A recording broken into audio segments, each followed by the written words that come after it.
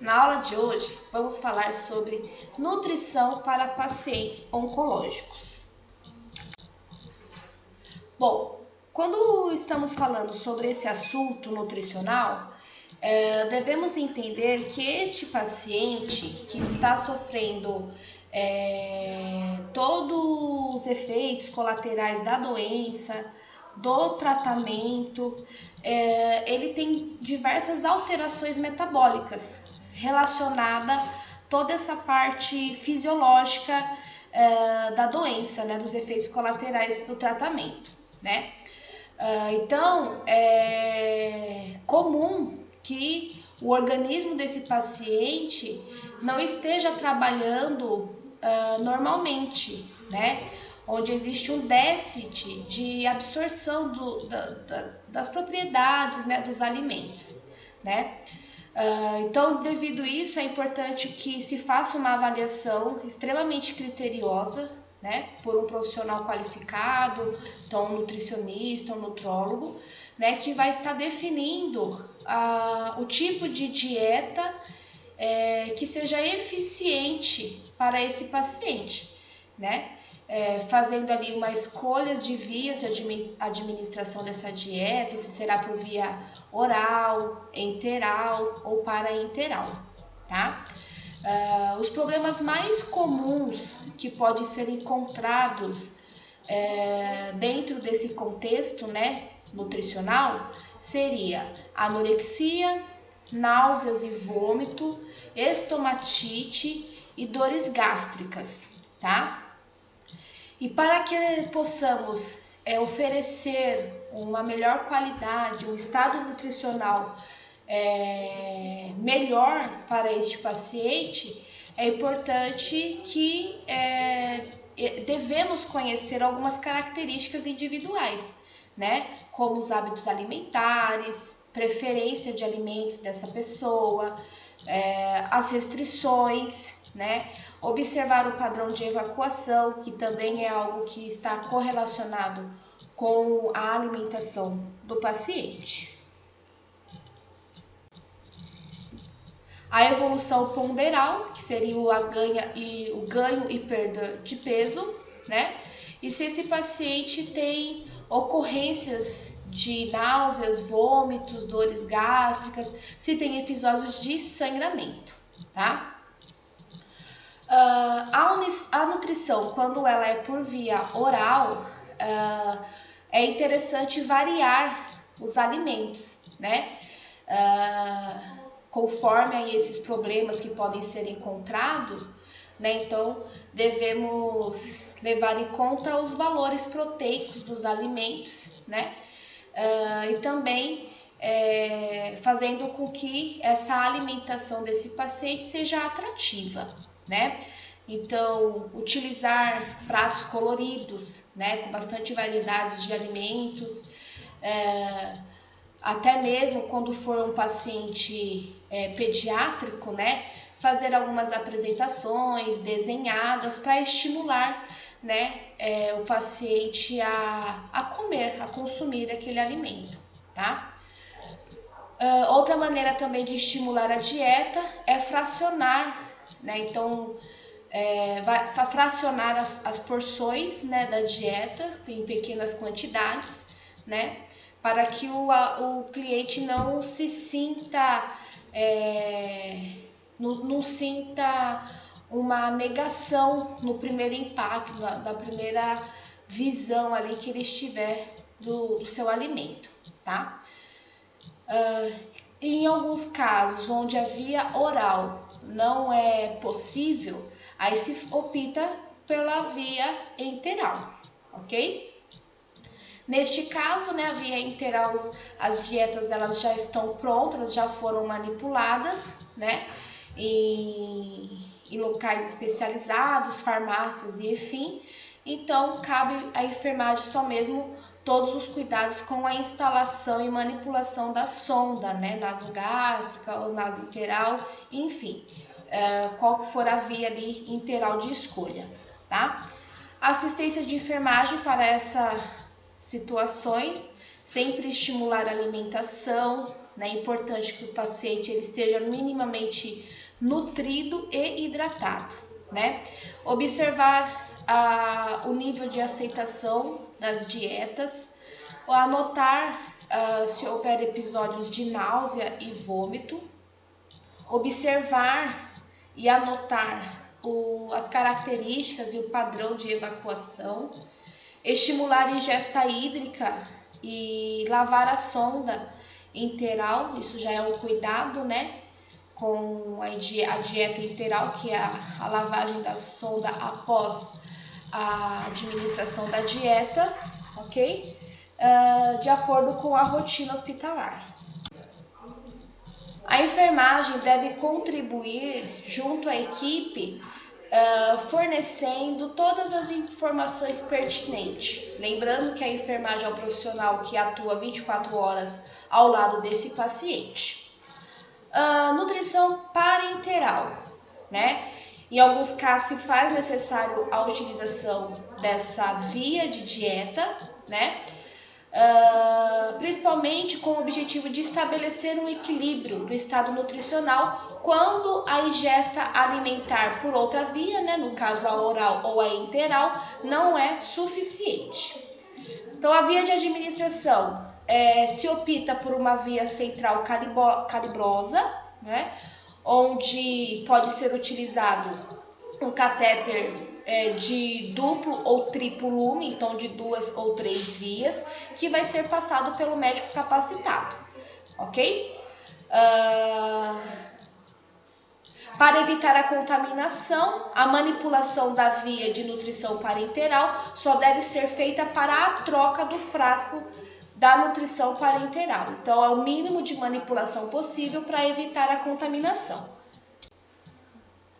Assistência de enfermagem, então esse paciente ele deve ser pesado diariamente, né? Considerando aí a questão ponderal, o paciente pode perder peso muito rápido por conta aí do seu quadro clínico, né? Essa dificuldade nutricional. Fazer o controle da glicemia capilar, pois o paciente pode apresentar hipoglicemia por falta aí das ingestas alimentares, deficiência de ingestas alimentares. Estimular a deambulação, anotar a ingesta via oral, né, a hidratação, principalmente quando o paciente esteja desmamando da nutrição parenteral, né, então isso se faz gradativamente. Observar os sinais de infecção na inserção do catéter, controlar a infusão através do uso de bomba de infusão, e comunicar qualquer tipo de alteração, episódios de vômito, a ocorrência de dores como cefaleia. Se o paciente apresentar febre, deve comunicar e ser tomada aí as devidas providências, ok? Tratamentos futuros.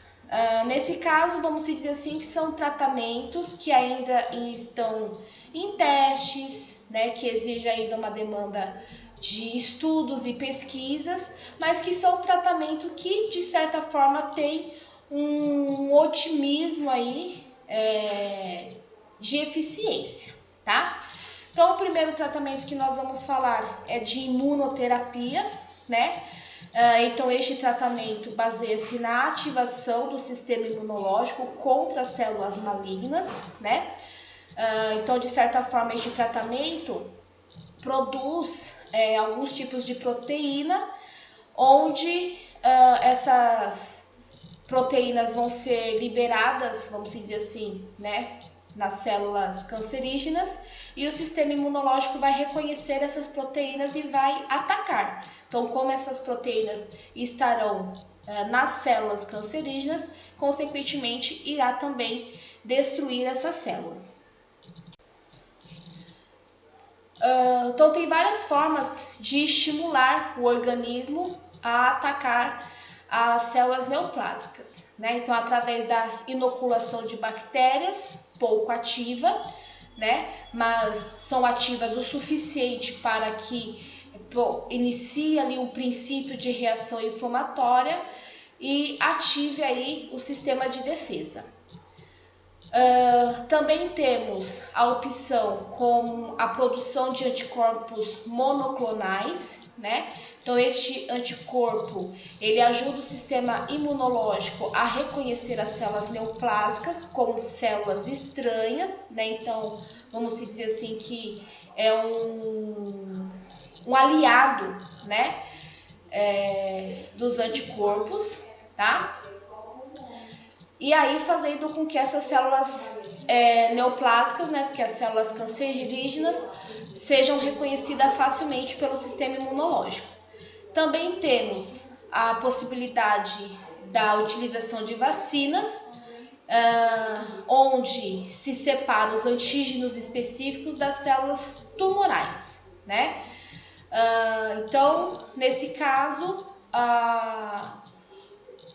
o paciente teria no seu sistema imunológico ativado, né, por conta do reconhecimento da vacina, né, através aí dessas vacinas.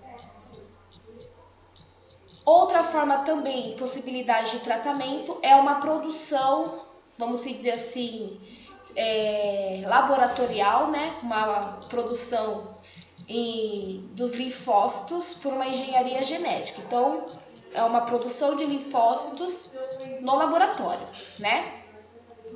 Onde esses linfócitos têm o único objetivo de destruir células tumorais, né? Então, no contexto da história, esses linfócitos são retirados do próprio paciente, são modificados em laboratório, né? E depois são reintroduzidos no paciente para que possa reconhecer as células tumorais, né? Outra forma também de tratamento futuros é alvos moleculares da terapia do câncer, né? Então, alvo de moléculas, né?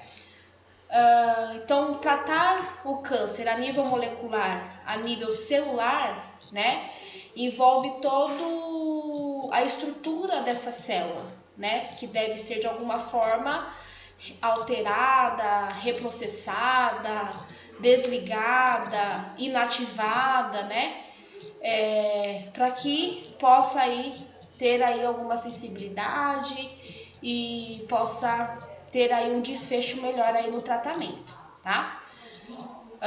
Então, nesse caso, como eu disse, envolve o reparo do DNA, o desligamento de proteínas chaves do crescimento dessas células cancerígenas, né? E assim aumentando a sensibilidade das células tumorais às terapias convencionais, como a radioterapia, quimioterapia, como nós já falamos aí desses tratamentos convencionais, né? Então, de certa forma, vamos dizer assim, que é deixar a célula cancerígena mais sensível, né? Mais vulnerável, podendo responder melhor a esse tipo de tratamento, tá? Então, neste caso, como eu falei, todo o conhecimento do ciclo celular, né? Da sua divisão, subdivisão, aquela questão de meiose, né, mitose, interfase que nós falamos, envolve o conhecimento rigoroso desse ciclo celular para saber exatamente aonde atuar aí com esse modelo de tratamento, tá? Então, o gene P53 é um gene encontrado mais de 50% dos tipos de câncer, né? Então, encontrando aí alguma forma de, vamos dizer, de alterar no seu processo aí do ciclo celular, é uma forma inteligente de combater aí o câncer e bloquear o crescimento desse câncer, né? Fazendo com que essas células se tornasse autodestrutiva, né? Fazendo aí dessa forma atuando, vamos dizer assim, nesse gene P53, que é um gene que está envolvido na questão mutante, né? Que é o que a gente fala desde o início, que as células cancerígenas elas sofrem mutações, né? Então, esse gene P53 é um gene que está envolvido nessas mutações, tá? a perda da senescência, né? Do senescência ao envelhecimento, né? É uma outra opção também de tratamento, né? Então, atuando na telomerase, que é uma enzima, né, que atua como um tipo de rejuvenescimento, né? Então, a telomerase é a enzima que traz para essas células essa renovação, né? Então, atuando e inibindo essa enzima, né? Tiramos aí também, conseguimos também enfraquecer essas células cancerígenas, tá? Então, inibidores de proteína que também está envolvido no crescimento e na saúde dessas células cancerígenas, também é uma forma aí de tentar combater o câncer, né? Então, nós devemos entender que a ciência tem todos esses caminhos, né, que estão sendo estudados e investigados, uns já estão em testes, né, mas ainda exige aí muito tempo e um período longo de pesquisa para entender melhor o funcionamento de cada um e saber de fato a eficiência desses possíveis tratamentos aí que possam vir a estar disponível no futuro, ok? Angiogênese, né? Então, angiogênese nada mais é o quê? Que é a forma de desenvolver novos caminhos, novos atalhos, né? Então, novos vasos sanguíneos que possam se formar, né? Para suprir a perda ou a deficiência de alguns vasos sanguíneos que possam ter sido comprometidos, né? Então, a angiogênese é algo que pode acontecer em qualquer parte do corpo mediante uma situação que eu acabei de falar, né? Que é o comprometimento de alguma região, tá? Então, trabalhando também com uma forma de tratamento que é utilizando os inibidores de angiogênese, né? Eles fariam, como que seria a atuação? Eles fariam com que as células cancerígenas, o tumor, entrasse em óbito e enfraquecimento pela falta de nutrientes, né? Porque o crescimento rápido de células, né, do tumor ali maligno se faz por conta da rapidez de crescimento, né? Por conta da rapidez e facilidade de recebimento de nutrientes, fazendo com que eles cresçam, tá? Então, eu atuando nesse processo de inibir a nutrição dessas células, desses tumores, é uma forma de enfraquecer essas células, né, esse tumor maligno, né, deixando ele sem nenhum tipo de nutriente, tá?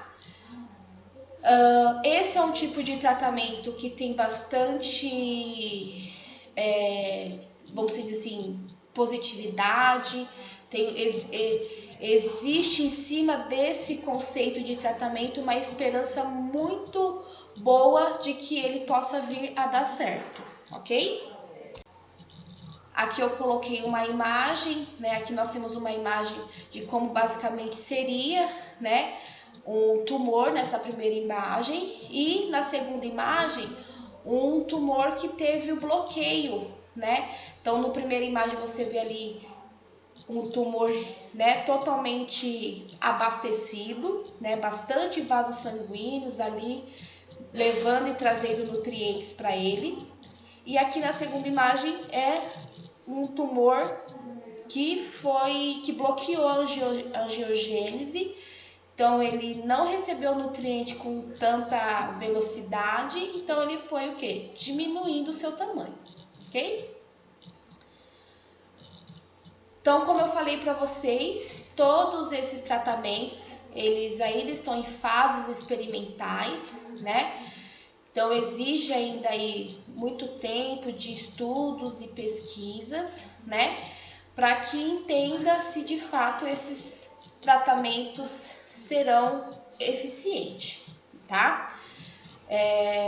Porém, não quer dizer que esses tratamentos vão substituir o tratamento utilizado atualmente, né? Utilizado como a quimioterapia, né? A radioterapia. Não é esse a proposta. Pode ser que esses tratamentos venham a agregar, né? Vamos falar um pouquinho sobre oncologia pediátrica. Bom, quando se fala de oncologia pediátrica, nós temos que entender também sobre o processo e o momento que aquela criança está vivendo, né? Vamos entender, antes de falar da patologia, entender a criança em si, né? Falar dela, pensar nela sem a doença, né? Então, dessa forma, nós vamos já de imediato perceber e conhecer e considerar toda a fase de crescimento e desenvolvimento dessa criança, né? Sabendo que é um processo harmônico, né? Onde envolve diversas questões, afeto, acolhimento, questões emocionais, questões de confiança, né? Estímulos, liberdade, né? Então, é importante a gente ter esse entendimento, né? A equipe, a instituição que atende esse perfil de paciente, né? Considerando também a faixa etária de cada uma, né? Porque a criança, a gente entende como criança a partir do 0 ano, a sua fase de pré-escola, escola, adolescência, né? Então, são fases da vida onde automaticamente cada um está vivenciando uma situação, tá? Então, as crianças e a sua necessidade, né? Então, nós sabemos que a criança é um ser dependente, né? Para atender às suas necessidades essenciais, né? Então, é importante que os pais ou responsável ele tenha a sua responsabilidade nessas necessidades essenciais que, né, pode ser tais como educar, corrigir, né? Então tem que ter esse entendimento, né? E aí é importante a gente também entender e classificar essas necessidades essenciais, né? Que estão envolvidas aí no desenvolvimento dessa criança, né? Então, a princípio, nós temos a questão das necessidades biológicas e físicas, né? Como nós já falamos, a criança ela é dependente dos seus pais. Então, se tratando nessa classificação, a gente entende que ela tem a necessidade e da dependência na alimentação, na sua higiene, na sua hidratação, segurança e conforto, né? Então, cabe aos pais atuar nesses quesitos, né?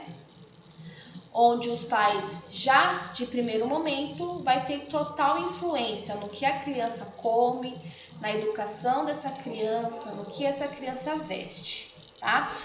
É importante que a equipe de enfermagem assume e aproveite desta oportunidade para estar orientando a família, orientando ali todos os envolvidos, né, todos os familiares envolvidos, né, e esclarecendo e também ajustando aquilo que não está de muito ideal, tá?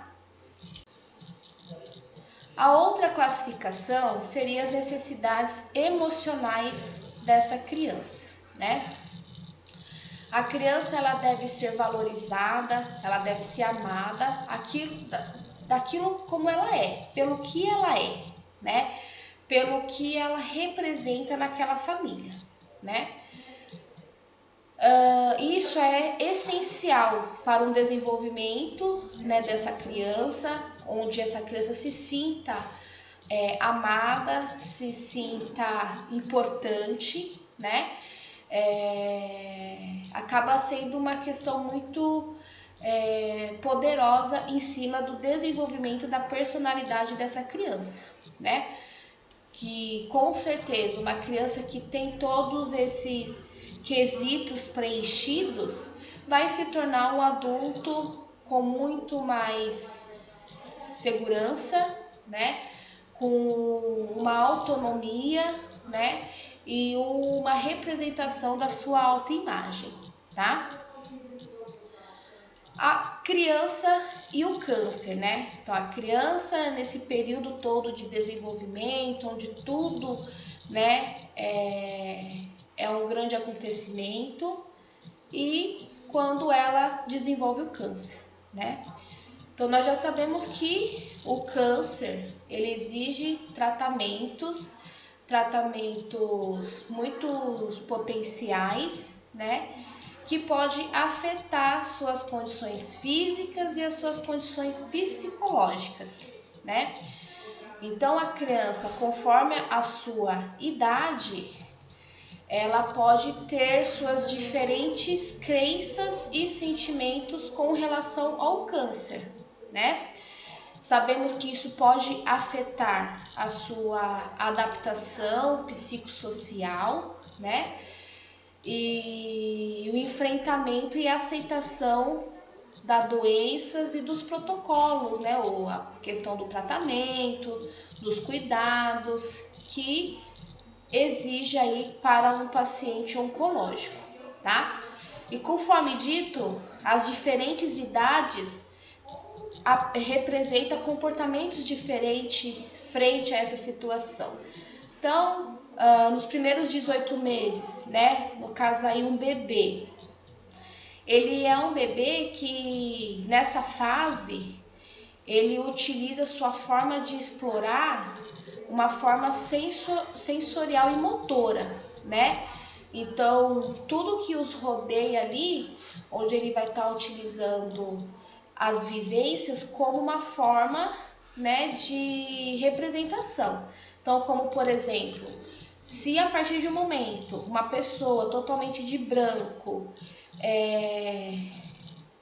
né, acabou ali fazendo com que ele sinta dor de alguma forma, como por exemplo uma injeção, então é essa representação que ele vai ter frente a uma pessoa vestida com roupas brancas, né? Então ele utiliza esse tipo de exploração, esse tipo de representação. O desenvolvimento social e emocional, ele é estruturado, né, sobre um nível de relacionamento e um grau de confiança, né? Então, quando existe esse relacionamento, essa convivência, né, é onde existe esse laço de confiança, né? Que é o laço que as crianças depositam em seus pais, né? Então, quando acontece, né, quando cai ali esse diagnóstico, né, e toda essa parte, essa dificuldade, né, do tratamento, é onde a criança pode sofrer sérias rupturas nesses laços emocionais e afetivos que ela criou ou estava, né, no processo de criação, né? Isso não só por parte do paciente, como também por parte da família, né? E aquela confiança que existia pode ser quebrada, né? Pode ser danificada, né? Então, por isso da importância dos pais estar junto da criança o máximo possível, né? Ainda mais quando ela está hospitalizada, né? Então, quanto maior tempo esses pais ficarem junto dessa criança, é o ideal, tá? Né? E lembrando que esse pai ele vai ter todo o direito, né? E a oportunidade de participar junto com a equipe de enfermagem, então, modo até interessante da criança também desenvolver um vínculo de confiança com a equipe de enfermagem, ok? A doença e o tratamento antineoplásico, né? Devido às suas restrições, às suas limitações físicas, né? Toda aquela parte ruim, vamos dizer assim, né? Os efeitos colaterais, né? Conforme aí toda a logística de qual tratamento foi de escolha para essa criança, né? Então, faz com que a criança ela possa desenvolver um sentimento de perda de controle, né? Então, a partir do momento que ela se vê limitada, se vê restrita, né? É onde a criança não vai ter esse tipo de sentimento, né? Eu estava fazendo aquilo, poderia estar fazendo aquilo e hoje por conta desse tratamento eu não posso mais, né? Então pode gerar nela uma reação de passividade, comportamento negativista, desafiador, né? Onde deve aí a família e a equipe ficar sempre atento e tentando de alguma forma utilizar uma linguagem que essa criança vai compreender toda a necessidade desse tratamento, tá? Então é fundamentalmente importante orientar os pais, né? Para que ele mantenha esse relacionamento normal, né? Com as crianças, para que essa adaptação, né, de uma vida antes do câncer, uma vida com o câncer, seja mais tranquila para esse paciente, ok? A criança em idade pré-escolar, em torno aí de 6, 7 anos, ele já passa a ter uma noção melhor do seu corpo, né? É uma noção simples, né? Mas já existe uma noção, né? Então, é uma criança onde ele possa ter uma visão tão simplificada, onde qualquer parte do seu corpo, seja lá uma parte morta, como o cabelo, um pedaço de unha, são extremamente importantes para o seu corpo, né? Para a sobrevida do seu corpo. Então, mediante uma situação onde o seu corpo está à mercê de uma doença, é onde tem que aí ter aí um trabalho mais afetivo no compreendimento dessa criança frente à doença, tá?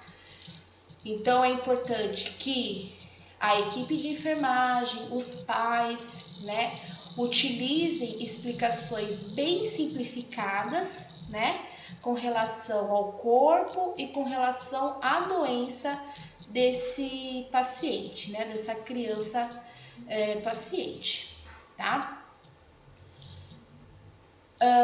Nesta idade é interessante que a criança tenha liberdade em buscar novas atividades, novos interesses, né? Onde ele possa experimentar novas habilidades, né? Fazendo com que quando ele se viu limitado ou restrito a fazer aquilo que ele sempre fez, porém ele descobriu que ele tem novas formas, né, de habilidades, vamos dizer assim, vai criar nessa criança um senso de novas conquistas, manter esse senso, essa sensação de novas conquistas, né?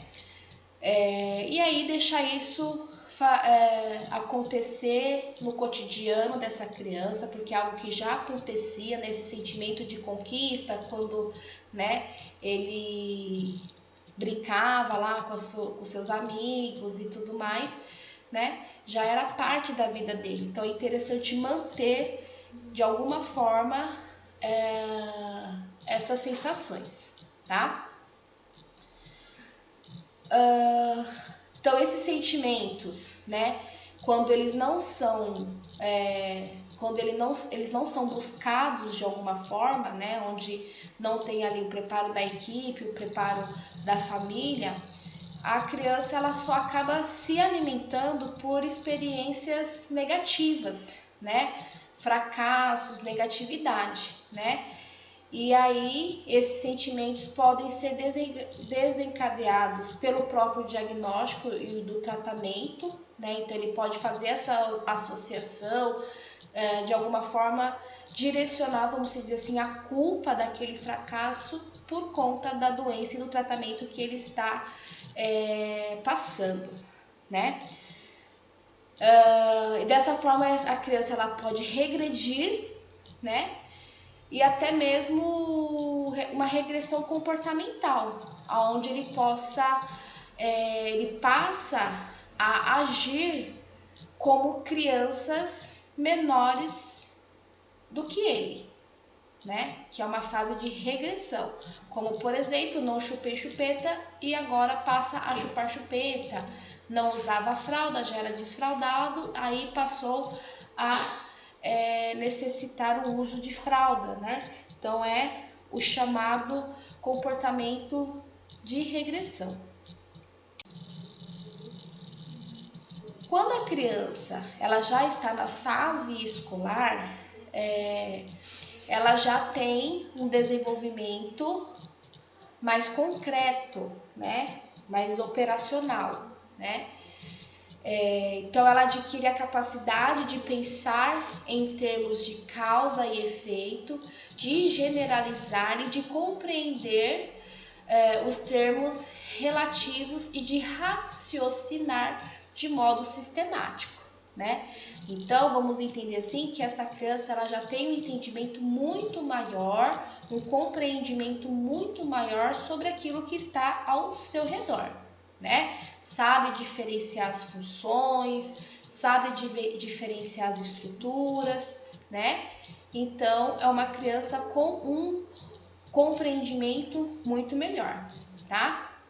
Então essa criança se faz necessário oferecer as informações a ela de uma forma bem descritiva, né? Porque é uma criança que já tem ali um entendimento maior e, se for necessário, utilizar desenhos, cores e cartazes para facilitar o entendimento daquilo que está acontecendo, tá?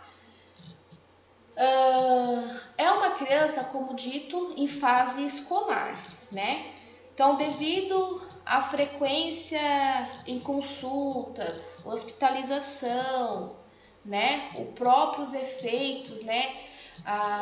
Que o tratamento pode desenvolver na pessoa, deixando essa pessoa debilitada, né? Em certos períodos, faz com que essa criança não compareça à escola com uma frequência que deveria comparecer, né?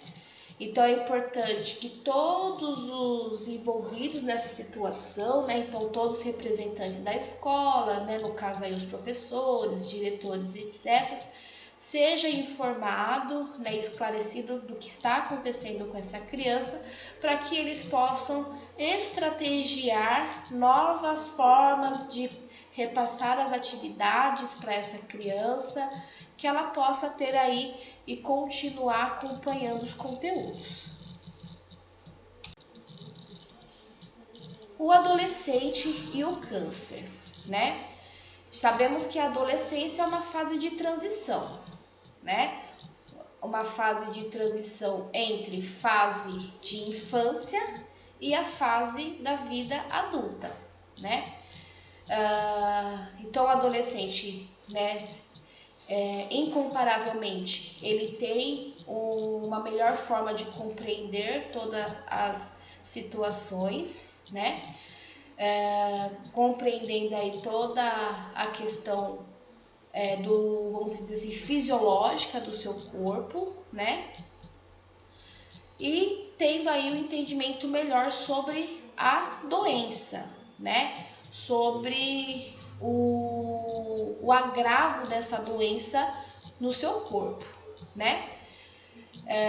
Então, é importante, né, que o adolescente, nessa fase de desenvolvimento, ele busque uma identidade autônoma e estável, né? E que ele busque desenvolver uma outra forma de se auto-reconhecer, né? Uma outra forma de se auto-reconhecer, uma forma segura, uma forma confortável, né? Importante manter tudo aquilo que já se faz necessário para essa fase, uma independência econômica, afetiva, emocional, né? Com relação aí aos seus familiares, aos seus colegas, né? E também é uma fase onde as questões sexuais podem estar envolvidas, né? Então, é importante que essa autoimagem, essa autonomia se mantenha, obviamente. É um paciente que vai estar sobre tratamento, né, sobre toda aquela questão, né, fisiológica que nós já falamos, mas onde todas as oportunidades possíveis, esse adolescente seja tratado como um adolescente e não como uma criança.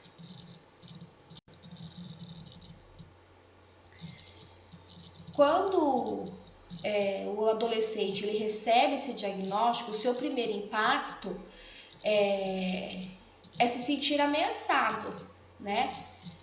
É como a gente fala, a adolescência é uma fase muito difícil, né? Para os pais e para o próprio adolescente, né?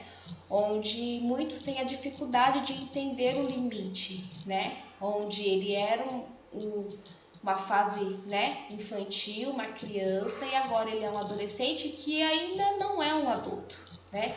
E essa é a grande dificuldade do adolescente. Então, quando ele se vê numa situação como essa, a sua grande frustração é perceber que a sua autonomia está ameaçada, né? Então, pode levar esse adolescente a episódios de fraqueza, né? A episódios de dependência, a dependência de realizar, né, coisas e cuidado por outra pessoa, né? Então é importante que os pais tenham todo o apoio emocional para esse paciente, né? Esse paciente pode ter episódios de explosão, né? Uma explosão aí que envolve a rebeldia, né? Agressividade, malcriação, vamos dizer assim, né? Então, se isso não for trabalhado com muito cuidado, né? Pode trazer aí uma grande dificuldade na adesão desse paciente para o tratamento e a relação mesmo com a equipe, né? Com a equipe médica, com a equipe de enfermagem, tá? Então, é interessante, né, que esse grande ponto fraco do adolescente, que é a sua perda de autonomia, de autoridade, seja restabelecida para ele. Então, que ele tenha o poder de escolha de certas decisões, né? Respeitando aí a sua privacidade, né? Sempre deve ser encorajado a voltar às suas atividades normais, né? E assim restaurando, né, esse sentimento aí de independência, né? esse sentimento que havia se estabelecido nele, né, que é aquele sentimento de dependência, né, de alguém para tudo, né, seja minimizado e que ele realmente tem toda a autonomia e capacidade para escolher ainda aí muitas questões na sua vida, ok?